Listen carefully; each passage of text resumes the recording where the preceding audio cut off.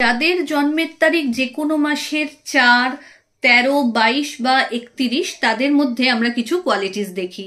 যেমন এরা খুবই ইন্টেলিজেন্ট হন, অর্গানাইজড হন, ডিসিপ্লিনড হন, নলেজেবল পারসন হন, কিছু ক্ষেত্রে জেদিও হন, স্টাবার্ননেস এদের মধ্যে থাকে।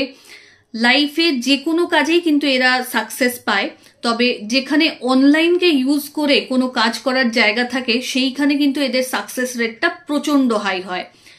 সিভিল সার্ভিসের ক্ষেত্রে এরা নিজেকে খুব ভালোভাবে মেলে ধরতে পারে অ্যাজ এ টিচার, প্রিচার, জাজ, অ্যাডভোকেট, এই যাবতীয় প্রফেশনগুলোতেও কিন্তু এরা খুব ভালো সাকসেস পায়।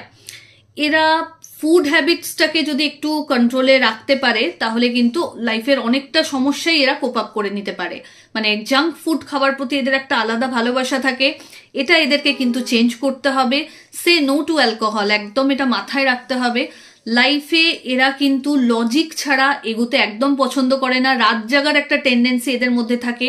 এরা খুব ভালো বন্ধু হিসেবে নিজেকে প্রমাণ করতে পারে, যদিও এরা খুব চুজি যে কাকে আমি আমার ফ্রেন্ড সার্কেলে রাখবো এই ব্যাপারটাতে। এবং ফুড হ্যাবিটসে এভরিডে কিন্তু এদেরকে বেদানার রস, আঙুরের রস, ক্যারট জুস এগুলো কিন্তু খেতে হবে, তাহলে কিন্তু এদের স্টামাক রিলেটেড যে আপসেটনেসটা আছে সেটা কিন্তু চলে যায়।